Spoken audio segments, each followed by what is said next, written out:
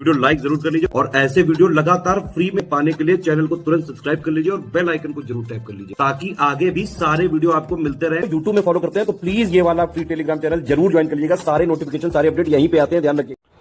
तो दोस्तों, ज्योग्राफी के एक और शानदार वीडियो में मैं आशीष तिवारी स्वागत करता हूं आपका। आइए, हम लोग 600 सवालों की शानदार प्रैक्टिस कर चुके हैं। आज अपना लेक्चर 601 से शुरू होगा। ठीक है, तो बिना देरी के इसको शुरू करते हैं। सबसे पहला सवाल आपकी स्क्रीन पे कह रहा है, निम्नलिखित में से कौन अंतरिक्ष शब्दावली से संबंधित नहीं है? Which of the following is not related to space terminology? तो टेलीमीटरिंग, वेटलेसनेस यानी भारहीनता, सिजुलूनर और बाइट। तो इसमें देखिए बहुत आसान है, आपने बाइट के बारे में सुना होगा, है ना। ये बाइट जो होते कंप्यूटर में होता है भाई, 1024 बाइट आपने सुना होगा, 1 किलो बाइट के बराबर होता है। ठीक है, ऐसे टेलीमीटरिंग की बात करें तो जैसे मिसाइल है, सैटेलाइट है ना, कोई भी उसका डाटा कलेक्ट करती है कि उसकी स्पीड क्या है, किस एल्टीट्यूड पे है, प्रेशर कितना है, टेम्परेचर कितना है ना, ये सब, चाहे वो मिसाइल की इंटरनल फंक्शन हो चाहे सैटेलाइट का। वेटलेसनेस आपको पता, भारहीनता, चंद्रमा वगैरह पे भी जाओ तो हमारा वेट कम होता है। ठीक है, और वैसे लूनर का मतलब क्या होता है, जो अर्थ और मून इसके बीच में लाई करता है ना, अर्थ और मून के बीच में है ना, तो उसको बोलते हैं सिज लूनर। सिज लूनर मतलब जो अर्थ और मून यानी आपका धरती या और चंद्रमा के बीच में होता है। तो अच्छा क्वेश्चन मैं इसको मानूंगा और आसान मानूंगा इसलिए क्योंकि बाइट सबको पता होता है। इसमें अगर आप किसी बच्चे ने नहीं भी पढ़ा होता इन सब के बारे में तो वो भी बता देता, बाइट तो कंप्यूटर से संबंधित है। फिर the planet between earth and sun, earth और सन, इसके बीच बीच में कौन से प्लैनेट आते हैं? तो ये मैं आपको पूरी इंडियन ज्योग्राफी पढ़ाई थी, बताया था। सन के बाद क्या था? Mercury, Venus, Earth, Mars, Jupiter, Saturn, Uranus, Neptune, है ना।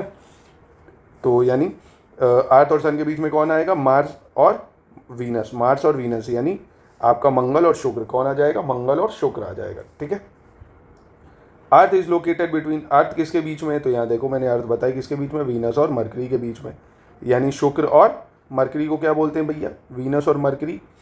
वीनस और मरकरी कहाँ है भैया? वीनस और मरकरी, सॉरी मरकरी कह रहा हूँ, वीनस और मार्स, है ना। वीनस और मार्स यानी शुक्र और मंगल के मध्य। ठीक है, अर्थ कहाँ है? शुक्र और मंगल के मध्य, वीनस और मार्स के मध्य। ठीक है, फिर आता है which is true about planet, ग्रहों के बारे में क्या सत्य है ये बताना है आपको इस प्रश्न में। चलो बता देंगे, कोई दिक्कत नहीं।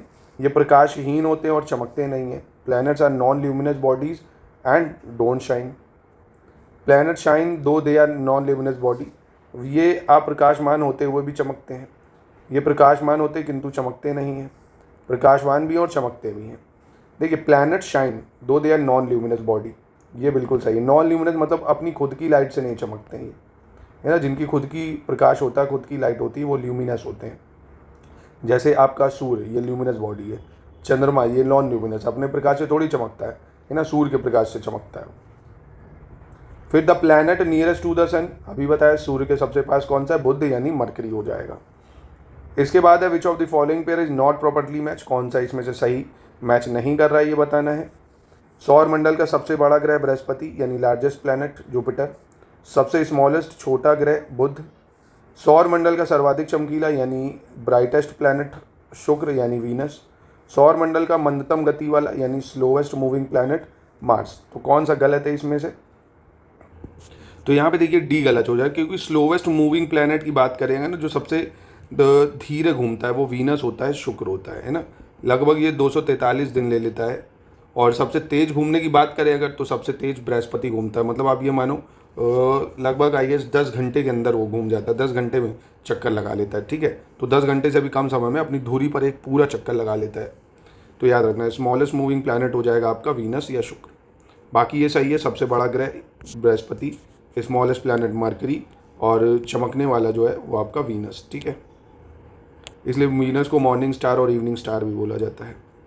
फिर है प्लैनेट, सैटेलाइट, कॉमेट, प्लैनेटॉइड यानी ग्रह, उपग्रह, पुच्छल तारा, कृत्रिम उपग्रह। अब भैया देखो, चंद्रमा बच्चे को पता है सैटेलाइट है यानी चंद्रमा जो है ये एक उपग्रह है। तो बी का 1 कहाँ दिख रहा है? 2 जगह, तो ये 2 ऑप्शन काट दो भाई।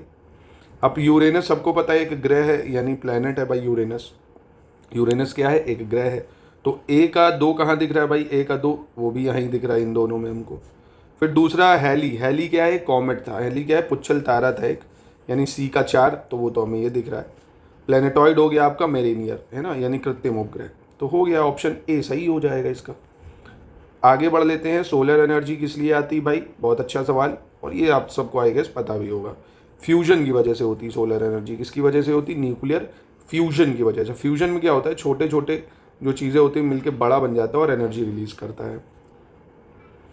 द सोलर इक्लिप्स अकर, यानी सूर्य ग्रहण कब होता है?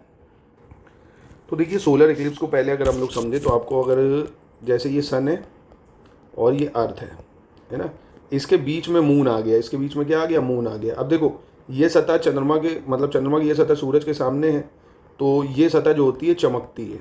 डायग्राम दिखाता हूँ अभी आपको, और यहाँ अंधेरा रहता है ना। जब आप धरती से चंद्रमा देखते हो ना, अंधेरा दिखता है बिल्कुल। कभी कभी आप देखोगे फुल मून डे होता है एकदम चमकता हुआ, तो और कभी कभी अंधेरा होता है, तो ये न्यू मून डे होता है ना। प्रतिपदा बोलते हैं इसको, प्रतिपदा या न्यू मून डे, यानी जब सन जो होता है अंधेरा, मतलब चंद्रमा का अंधेरा दिखता है आपको, मतलब इस तरह से दिखेगा आपको। ये सूरज की तरफ है और ये धरती की तरफ, तो ये अंधेरा अंधेरा आपको दिखेगा, तो ये न्यू मून डे होता है आधा, है ना। आधा जब आपको अंधेरा अंधेरा पूरा दिखेगा। और हिंदुइज्म में इसी को आप अमावस्या बोल देते हैं ना, अमावस्या की रात, पूर्णिमा पूरा दिखेगा, full moon day. When does solar eclipse occur? तो अभी बताया, सूर्य जब चंद्रमा और पृथ्वी के बीच आता है, पृथ्वी जब सूर्य और चंद्रमा के बीच आती है, चंद्रमा जब सूर्य और पृथ्वी के बीच आता है, या उपयोग में से कोई नहीं। तो बहुत ही आसान हो गया ना, अभी बता दिया मैंने आपको, सिंपल हो गया। जब चंद्रमा आ जाता है धरती और सूरज के बीच में। The distance between the earth and the sun, सूर्य से पृथ्वी की दूरी कितनी है? डायरेक्ट फैक्चुअल सवाल है, एकदम रट लो इसको। सूर्य से पृथ्वी की दूरी 149.6 मिलियन किलोमीटर, समझ रहे हो? 149.6 मिलियन किलोमीटर है सूर्य से पृथ्वी की दूरी। फिर भी गर्मी में झुलसा जा रहा है आदमी, सोचो। और कहीं ये 9-10 मिलियन कम हो गई तो फिर रहना ही मुश्किल हो जाएगा।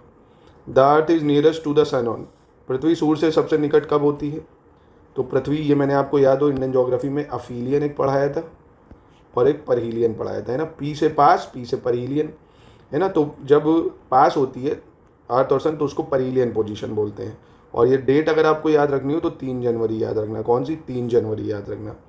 अफीलियन 4 जुलाई होता है ना। अफीलियन क्या होता है? 4 जुलाई, जब अर्थ और सन यानी पृथ्वी और सूर्य दूर होते हैं, ठीक है। तो ऐसे याद रख सकते हो, पी से पास, ठीक है। और जनवरी सबसे पास होता है भाई, है ना, कैलेंडर में जनवरी से शुरू होता है, तो ऐसे भी लिंक कर सकते हो 3 जनवरी।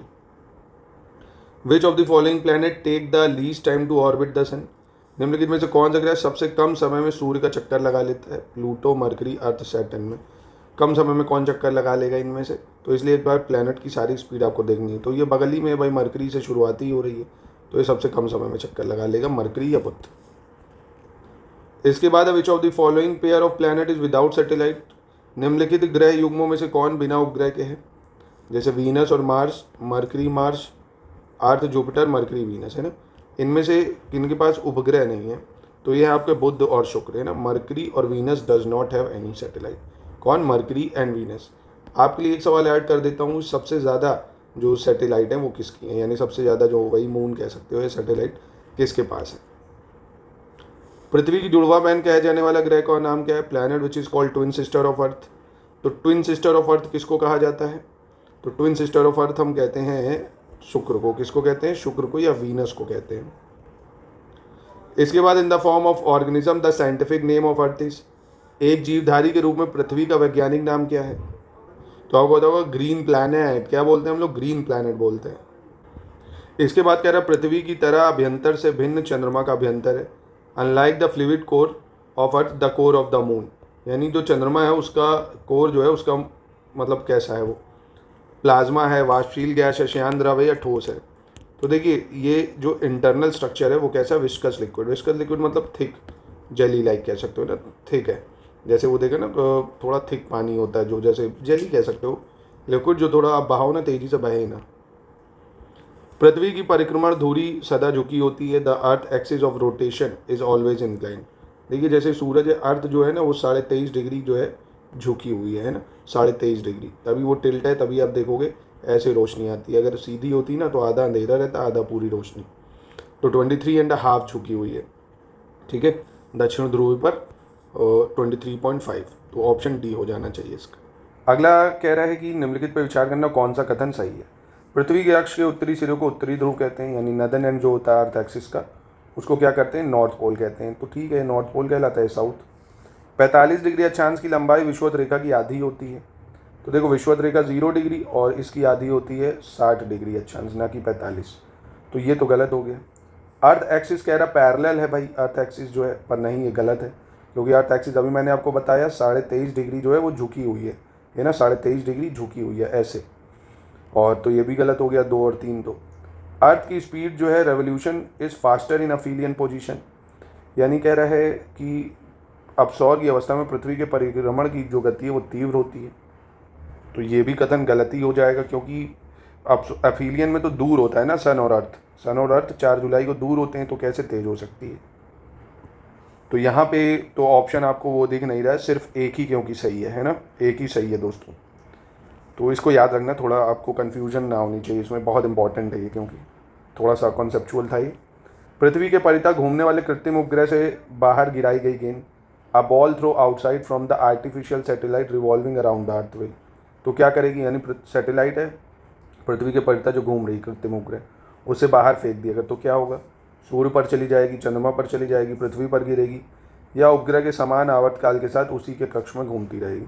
तो देखो डिटेल एक्सप्लेनेशन इसी में दी है ना, इस तरह से तुक्का भी मार सकते थे आप कि वहीं घूमेगी, है ना, जहाँ पे डिटेल एक्सप्लेनेशन देने की ज़रूरत पड़ जाए, यानी वो इंसान जो है सही बता रहा है। The duration of its day and tilt of its axis are almost identical to those of earth. Hindi में कहें तो एक ग्रह के दिन की अवधि तथा उसके अक्ष का झुकाव लगभग पृथ्वी के दिन की अवधि और झुकाव के समतुल्य है। ये कौन सा ग्रह है भाई, तो ये कौन सा ग्रह है, मार्स है ना, कौन सा है, मार्स है, ठीक है। इसका ड्यूरेशन ऑफ डे भी सेम है और झुकाव भी उतना ही है, 23.5 डिग्री के आसपास। याद रखना मंगल ग्रह। किसमें पृथ्वी के अलावा अन्य जीवन की संभावना है, क्योंकि वहाँ का पर्यावरण जीवन के लिए बहुत अनुकूल है। तो कहाँ पे पॉसिबिलिटी है भाई, ये तो आपको पता ही होगा, बहुत ही बार न्यूज़ में भी सुनते हो आप। तो ये कौन सा है भाई, ये है आपका यूरोपा, यानी बृहस्पति का चंद्रमा, यूरोपा या बृहस्पति का चंद्रमा, क्योंकि यहाँ पे वो सारी चीज़ें जो लाइफ को फेवरेबल करे है ना। तो यूरोपा याद रखना, ऐसे ही पूछ सकता है किसका चंद्रमा है, तो जुपिटर का है। सौर मंडल में सबसे बड़ा ग्रह कौन सा है, हम लोग अभी देख चुके हैं, इनमें से सबसे बड़ा कौन सा ग्रह हो जाएगा, जुपिटर या बृहस्पति हो जाएगा सबसे बड़ा ग्रह, ठीक है। इसके बाद कह रहे हैं किस ग्रह के चारों ओर वलय हैं, छल्ले कहाँ बने हुए हैं, तो ये तो बचपन में देखा होगा, ऐसे ऐसे रिंग बनी है, शनि ग्रह में, सैटर्न में। उसके बाद असर्शन रीजन का सवाल है, पृथ्वी पर चंद्रमा के पृष्ठ का केवल एक फलक ही दिखाई देता है, only one side of moon surface visible from the earth.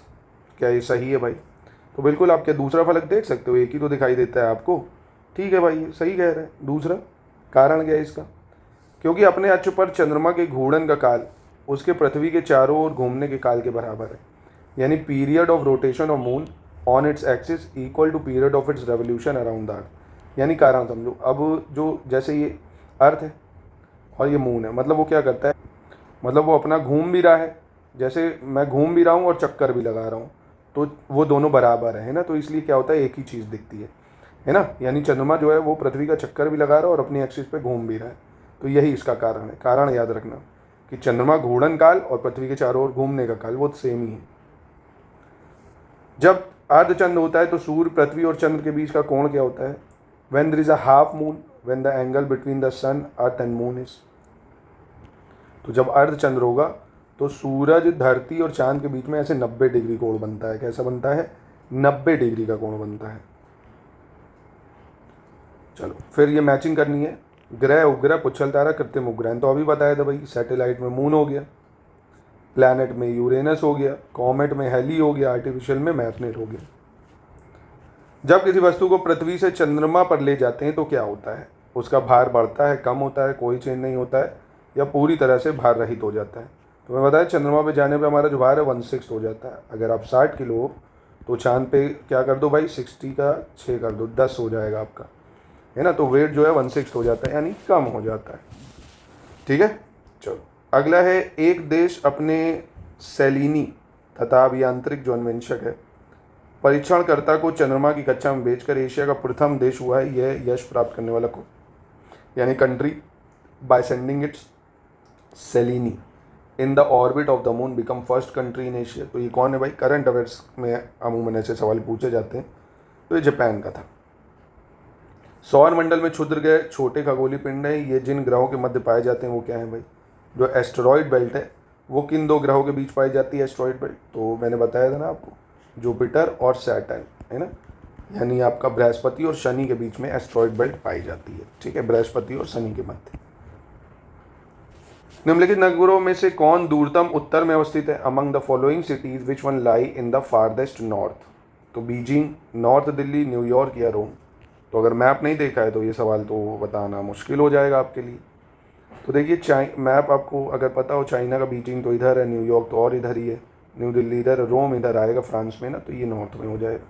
अगर मैप वर्ल्ड का देखा होगा तो ऑब्जर्व कर सकते हो। जब ग्रीनविच के मध्यमा है और एक जगह का स्थानीय समय 5 बजे शाम है, तो वह कौन से यामी उत्तर पर है जिस पर उपयुक्त जगह अवस्थित है? चलिए इंग्लिश में देखते हैं। When there is a mid day in Greenwich, पहले तो ग्रीनविच समझ लो कहाँ होता है, 0 डिग्री पे होता है। मिड डे मतलब क्या है? दोपहर का 12 बजा हुआ है। क्या बचा है? दोपहर का 12। कह रहे हैं ये तो मैंने रात का कर दिया, दोपहर का नहीं, PM ही होगा। लोकल टाइम 12 बज रहा है, साफ कर देते हैं इसको नहीं तो कंफ्यूज हो जाओगे। मिड डे का मतलब 12 PM होता है। ठीक है, दोपहर का 12 बजना। अब 0 डिग्री पे 12 बज रहा है और लोकल टाइम जो है शाम में 5 हो रहा है। कितना हो रहा है? 5 हो रहा है। Eight which of the following longitude ये लोकेटेड?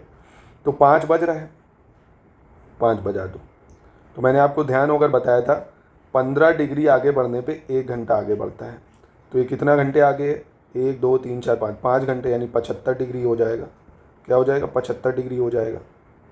और अब आप कहोगे सर 75 तो ईस्ट भी दिया, वेस्ट भी, तो पहचानेंगे कैसे? तो शाम का दिया है ना, कहाँ का दिया है? शाम का दिया है। तो शाम का दिया है तो यानी ईस्ट होना चाहिए। शाम का दिया है तो क्या होना चाहिए? ईस्ट होना चाहिए। आप कहोगे सर ऐसा क्यों है? क्योंकि तो मिड डे है ना, 12 बज रहा है। अगर दोपहर ना होती, 12 ना बजता, तो यहाँ पे आप पीछे जाओगे तो सुबह का 5 आ जाओगे ना आप, तो फिर है ना, तो क्या आ जाओगे? सुबह का 5 होगा, क्योंकि इधर टाइम जो है वो घटता है, इधर टाइम बढ़ता है, और हर 15 डिग्री में 1 घंटे बढ़ता है। कौन सा देशांतर मध्य यामी उत्तर के साथ मिलकर ग्लोब पर वृहद वृत्त का निर्माण करता है? Which one of the following longitude along with the prime meridian form a great circle? तो जैसे ये है, ये 0 डिग्री है, इसी के जस्ट पीछे 180 डिग्री। क्या है? 180 डिग्री है ना, जो वृहद वर्ग बनाता है। तो 180 डिग्री हो जाएगा 633 का। चलो अगला देख लेते हैं क्या कह रहा है। In the new millennium the first ray of the sun was seen in which of the following meridian? यानी नई सहस्त्राब्दी के सूर्योदय की जो प्रथम किरण है भारत के किस यामी उत्तर में दिखाई दी थी?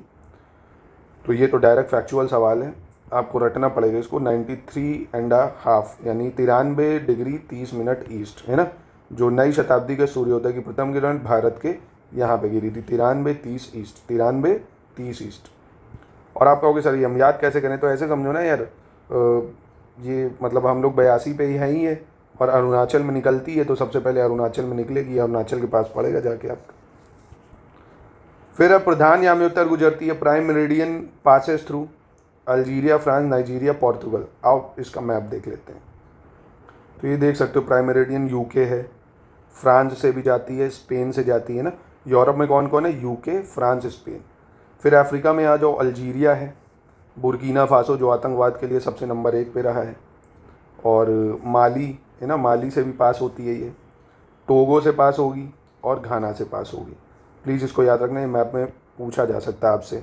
यूरोप में यूके, स्पेन, फ्रांस है, अफ्रीका में अल्जीरिया है, बुर्किना फासो है, टोगो है, घाना है, माली है ना। अफ्रीका की कौन सी है? बुर्किना फासो, टोगो, घाना, माली। तो बस मिला लो, यहाँ अल्जीरिया से पास होगी, फ्रांस से पास होगी, यानी 1 और 2 हो जाएगा 635 में। ठीक है, चलो फिर कह रहे हैं तिथि निर्धारक रेखा पर ग्रीनविच से 12 घंटे का अंतर है, यानी time interval at date line is 12 hour from Greenwich. तिथि निर्धारक रेखा 180 डिग्री देशांतर पर स्थित है, यानी date line is situated at 180 degree meridian. बताइए कौन सा सही है? तो दोनों बिल्कुल सही है ना। टाइम इंटरवल जो है 12 घंटे आगे है डेट लाइन के, ठीक है, इसलिए। अब क्यों ऐसा है? क्योंकि 180 डिग्री पे है डेट लाइन, और 1 डिग्री मैंने आपको बताया 15 डिग्री बढ़ने पे 1 घंटा बढ़ता है। 15 को इससे डिवाइड करो तो 12 घंटे बढ़ जाएगा। अब 12 घंटे अगर बढ़ गया तो इधर दिन ही बदल जाएगा भाई पूरा, इसलिए है ना। ग्लोब पर 2 स्थानों के बीच न्यूनतम दूरी नहीं होती है। The shortest distance between 2 poles on the globe is not, है ना। तो शॉर्टेस्ट डिस्टेंस कितनी नहीं होती है, इसका सही उत्तर क्या हो जाएगा? इंटरनेशनल डेट लाइन, है ना, अंतर्राष्ट्रीय तिथि रेखा पर। नहीं तो सब पे दूरी जो है वो इतनी है, अंतर्राष्ट्रीय रेखा जो है वो क्या है? जिगजैग है, टेढ़ी है, इसलिए। किसी जहाज का सबसे कम समय में एक स्थान से दूसरे स्थान तक जाने के लिए निम्न से किस मार्ग बनाना चाहिए? Which of the following route should be made for a ship to go from one place to another in the shortest possible time? या तो समुद्री धारा चल रही हो, समुद्री हवा, देशांतर या चांस। सिंपल है, लॉन्जिट्यूड है ना। किस पे? लॉन्जिट्यूड। क्योंकि लॉन्जिट्यूड से जाओगे अगर तो क्या होगा, टाइम कम लगेगा, है ना। क्या होगा, समय जो है, क्योंकि एक लॉन्जिट्यूड से दूसरे लॉन्जिट्यूड इधर इंटरनेशनल डेट लाइन पड़ेगी तो वो टाइम के आपको कम कर देगी। और लॉन्जिट्यूड आपको पता ही है क्या होता है, ऐसे होते हैं ना, ग्रेट सर्कल्स होते हैं, ठीक है। तो ये क्या होते हैं, ग्रेट सर्कल होते हैं जो पोल से पोल पे मिलते हैं ना, तो ये आपको शॉर्टेस्ट डिस्टेंस में कवर करा सकते हैं। इसके बाद किसी जगह का स्थानीय समय अगर प्रातः 6 बज रहा है, the local time of place 6 AM, when the Greenwich mean time is 3 AM, what is the longitude of the place? तो आराम से पता लगा सकते हो, ध्यान से सुनो। पहले देखो यहाँ पे ग्रीनविच मीन टाइम यानी 0 डिग्री होता है, यहाँ बज रहा है सुबह का 3, कितना बज रहा है, सुबह का 3, और लोकल टाइम हो रहा है सुबह का 6, यानी टाइम बढ़ रहा है ना, कम तो हो नहीं रहा है, सुबह का 6 बज रहा है, यानी 3 डिग्री 3 घंटे आगे है। 3 घंटे आगे होने मतलब 45 डिग्री, क्योंकि हर 1 घंटे में 15 डिग्री बढ़ता है। तो 15 डिग्री बढ़ा 4 बजा, 15 डिग्री बढ़ा 5 बजा, 15 डिग्री बढ़ा 6 बजा, यानी 45 डिग्री। और ये क्या है, ईस्ट, तो ईस्ट हो जाएगा, है ना। और अगर वेस्ट पे होता तो 3 से पीछे जाओ, 2, 1, 12 बज जाता। समझ रहे मेरी बात? इधर ईस्ट जाने पे टाइम बढ़ता है, प्लस होता है, यहाँ जाके माइनस होता है। तो 6:39 का ऑप्शन आपका बी हो जाएगा। अगला देख लेते हैं, निम्नलिखित देशों में से कौन भूमध्य रेखा पर अवस्थित है? Which of the following country are located on equator? तो इसका भी मैप देख लो एक बार। देखो एक बार इक्वेटर और tropic of cancer, tropic of capricorn यानी कर्क मकर रेखा, इक्वेटर हो गया, GMT ग्रीनविच मीन टाइम दिखाई दिया। इन सब के देश जरूर देख लेना कहाँ कहाँ से पास होता है, एक सवाल बच सकता है इससे। और ये मैं आपको इससे पहले भी क्लासेस में करा चुका हूँ, है ना। जैसे साउथ अफ्रीका का बताया था, कौन कौन सा है भाई, इक्वेडोर, कोलंबिया, ब्राज़ील, है ना। Ecuador, Colombia, Brazil, Ecuador, Colombia, Brazil. फिर अफ्रीका में गैबन आता है आपका, गैबन हो गया, Congo, Democratic Congo, Uganda, Kenya, है ना। Gabon, Congo, Democratic Congo, Uganda, Kenya, Somalia, Maldives, Indonesia, Kiribati, south of Principe. तो यहाँ पे मिला लो भाई, Brunei, Colombia, Kenya, Venezuela. Colombia है, बिल्कुल है। केनिया है क्या यहाँ पे? तो बिल्कुल है ना। 2 और 3 हो जाएगा यहाँ पे आंसर, ठीक है। इसके बाद भूमध्य रेखा गुजरती है, अभी बताया ना आपको। बताओ इनमें से कैमरून, कोस्टारिका, केनिया, वेनेजुएला। तो केनिया से पास होगी भाई, है ना, केनिया से गुजरेगी। चलो इसके बाद देखते हैं, कह रहे भूमध्य रेखा, कर्क रेखा, मकर रेखा, तीनों इनमें से किस एक महाद्वीप से गुजरती है? तो ये तो बच्चे को पता है, अफ्रीकाई कॉन्टिनेंट एकमात्र है जहाँ इक्वेटर, कैंसर, कैप्रिकॉर्न तीनों ही पास होती है। इसके बाद अगला क्वेश्चन, एट विंटर सोलिस्टिस यानी मकर संक्रांति के समय the noon altitude of the sun at tropic of cancer is, यानी मकर संक्रांति के समय कर्क रेखा पर दोपहर के सूर्य का जो उतांश है वो क्या होगा? तो ये आपको थोड़ा टफ लग सकता है। तो पहले देखो समर और विंटर सोलिस्टिस समझ लो। जैसे समर सोलिस्टिस जो अभी चल रहा है 21 जून को होता है समर सोलिस्टिस, ठीक है। तो इसमें क्या होता है, जो सूरज की किरण है वो ट्रॉपिक ऑफ कैंसर पे पड़ती है डायरेक्ट, और ये कैप्रिकॉर्न यानी जो आपका मकर है ये दूर है ना, कर्क रेखा पास पे है। तो और सर्दियों में क्या हो जाता है, उल्टा हो जाता है, इधर पास पड़ती है ये दूर हो जाएगी, है ना, इधर डायरेक्ट पड़ेगी। तो अब ये समझो जब विंटर सोलिस्टिस की बात कर रहा है यानी 23.5 डिग्री पे पड़ रही है, 90 डिग्री से दूर है, तो 90 को माइनस कर दो, सूरज की किरण बस यहीं तक जा पाएगी, है ना, इधर जो है वो अंधेरा हो जाएगा। यानी 90 से 23.5 को माइनस करो, 43.5 के आसपास आ जाएगा आपका, मतलब 23.12 समथिंग आएगा। मुझे पता है ये थोड़ा आपको टफ लगा होगा ना, अगर आपके कॉन्सेप्ट नहीं क्लियर है, अच्छे से ज्योग्राफी नहीं पढ़ी तो समस्या होगी। ज्योग्राफी मेरा बहुत फेवरेट सब्जेक्ट है। यूपीएससी में मैंने मतलब ये समझिए 2 बार ज्योग्राफी जो है ऑप्शनल पढ़ा है, 2 बार, मतलब एक बार लिखा है और एक बार इसको पढ़ा है। जब पीसीएस में भी ऑप्शनल था तो मैंने ज्योग्राफी लिया था, बड़ा मज़ा आता है ज्योग्राफी करने में। आप भी इंटरेस्ट लोगे एक बार तो अच्छा लगेगा। चलो फिलहाल कर्क रेखा नहीं गुजरती है, tropic of cancer does not pass Egypt, India, Iran, Myanmar, और इसको भी देख लेते हैं। तो यहाँ भी आपको थोड़े ज़्यादा देश याद करने पड़ सकते हैं। एक तो देखो ये मैक्सिको है आपका, कौन सा मैक्सिको है, फिर ये दूसरा जो है ना बहामास है, बहामास है, मैक्सिको है, फिर अफ्रीका में वेस्टर्न सहारा है, चौथा मॉरिटानिया है आपका, माली है, अल्जीरिया। अल्जीरिया से देखो अभी मैंने आपको बताया था GMT भी पास होता है, जो प्राइम मेरिडियन है वो भी, कैंसर भी। ऐसे भी सवाल पूछ सकता है, अफ्रीका का कौन सा देश है जहाँ से GMT और कैंसर दोनों पास होता है। यानी कर्क रेखा। तो माली हो गया, अल्जीरिया हो गया, नाइजर हो गया, लीबिया दिख रहा है आपको, इजिप्ट हो गया, है ना। कौन कौन सा हो गया आपको? वेस्टर्न सहारा हो गया आपका, वेस्टर्न सहारा, मौरितानिया, माली, अल्जीरिया हो गया, और नाइजर, लीबिया। और फिर आता है आपका ये देखो सऊदी अरेबिया, यहाँ से भी पास होता है, यूएई है, ओमान है ना। Saudi Arabia, UAE, Oman, India से तो जाता ही है, बांग्लादेश से भी जाएगा, म्यांमार से जाएगा, चाइना है, ताइवान है। याद रख लेना यार, पूछ सकता है ना। फिर से देख लो चाहे एक बार, Mexico, Bahamas, Western Sahara, Mauritania, Mali, Niger, Nigeria, Libya, Egypt, Saudi, UAE, Oman. Middle East में बस सऊदी, यूएई, ओमान ही है। इंडिया है, म्यांमार है, और आपका चाइना भी हो जाएगा, ताइवान भी हो, बांग्लादेश भी।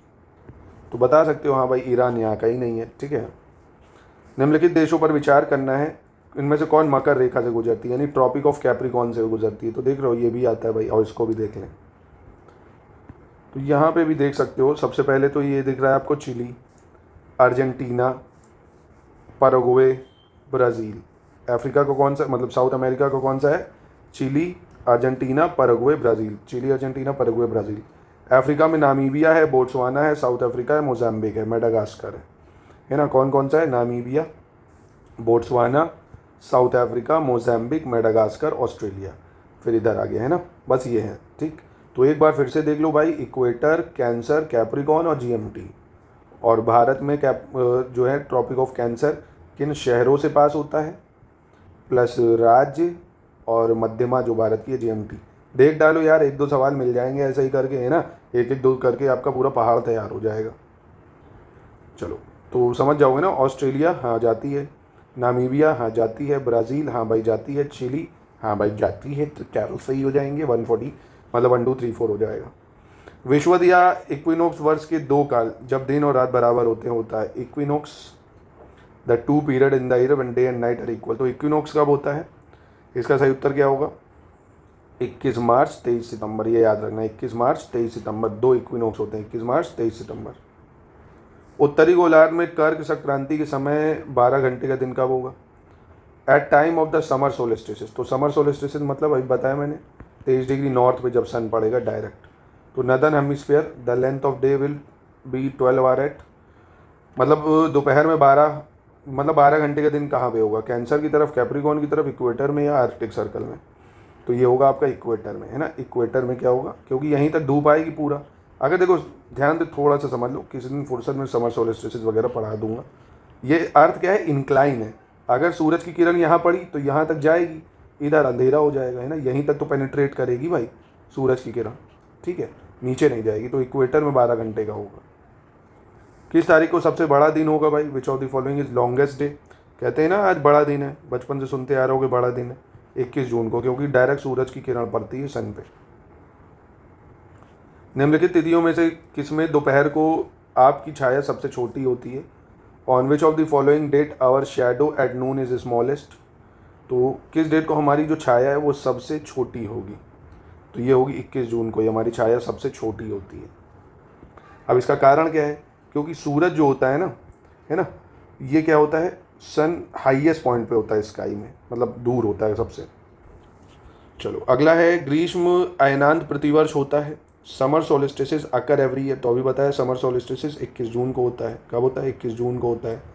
तो आज के लेक्चर को यहीं पे समाप्त करते हैं। अच्छे से इसको करिए, आई होप आपको मज़ा आया होगा, क्योंकि काफ़ी अच्छे सवाल मिले हैं आपको इसमें। तो प्लीज़ इसको लर्न करिए। मिलते हैं हम लोग नेक्स्ट वीडियो में।